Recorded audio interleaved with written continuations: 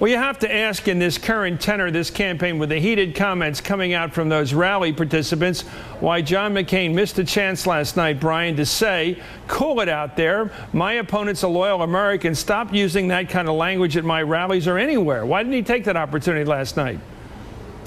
He said it last week when he was traveling around the country. There were a couple instances where people specifically said things that were inappropriate, and John McCain said specifically, Barack Obama's a family man, that's inappropriate. He said it last week on the campaign trail. So you believe last night he didn't have to do it? When you're with 50 million people watching last night, when he had an opportunity to tell the McCainiacs out there, the people who support him, that this isn't about going after an un-American opponent. This is about a reasonable debate over who should lead the country. You say he didn't have to even bother to do that. To just say, as he did in that quote, I'm backing up the people in the rallies. Well, look, John McCain throughout this year has done town halls. When people have said stuff that have been inappropriate, he's called them out on it. Last night, he had the unique opportunity to contrast himself with Barack Obama and their vision for the future. But to say that John McCain hasn't called people out on this in the past is just, it's false. Well, let's take a look at Governor Palin, his running mate, and see what we think of what she's been saying.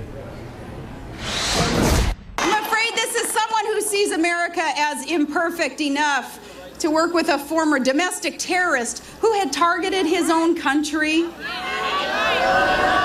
You know, she said on other occasions, I wish we had the right bite there. She says, to pal around with terrorists. Are you happy with that kind of lingo from your running mate?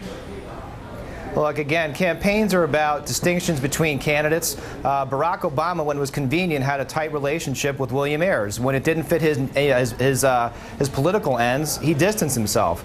So I think, you know, some of the things that have been brought up on the campaign have been appropriate to draw these distinctions, to call into question his judgment. No, let's not skip off it so easily with judgment. Governor Palin said he believes America is so imperfect that he pals around with terrorists. He believes America is so imperfect he pals around with terrorists. That's a statement that he lacks the patriotic impulse, that he hangs around with terrorists because he believes America is so bad. You don't see that as a critical attack on Barack Obama's Americanness? I mean, what else could it be? And we'll play it again 5 more times, but it's not about judgment. You're questioning his patriotic impulse here. It's certainly a critical attack, and it goes to the question of the fact that Barack Obama had a relationship with William Ayers. They served on an education board together for 7 years. They had a political affiliation. They've worked together in the past. That is what we're drawing out. That's what we're calling into question. No one's questioning Barack Obama's patriotism. But you said he thinks America is so imperfect that he hangs around with terrorists. What does that mean? He thinks America is so imperfect he hangs around with terrorists. You're saying that's about judgment? It's about whether he cares about his country enough, isn't it? No, look, I know this is a point that you want to hit. I know you hit it yesterday. No, your vice presidential nominee has hit it. I want to know whether you agree with it. Do you believe that Barack Obama's view of America is so, he thinks America is so imperfect that he pals around with terrorists? Would you say that? Look, no one is calling into question Barack Obama's patriotism. Again, it goes back to his relationship. It's also a question with ACORN. When it was convenient for him to have a close relationship with ACORN, he had it, and now he's moved away for it because it's not convenient for him to have that relationship. Okay, let's take a look. Let me show you the John McCain that I'm looking for here. Here was John McCain last Friday in Minnesota when a woman who was having a hard time saying what she wanted to say, but it was something she was trying to say about Barack Obama not being one of us or whatever, and she finally ended up saying he's an Arab. That's how heated this has gotten. Let's take a look at that exchange with your presidential nominee. I got to ask you a question. I do not believe in, I can't trust Obama. I have read about him, and he's an Arab. He is not.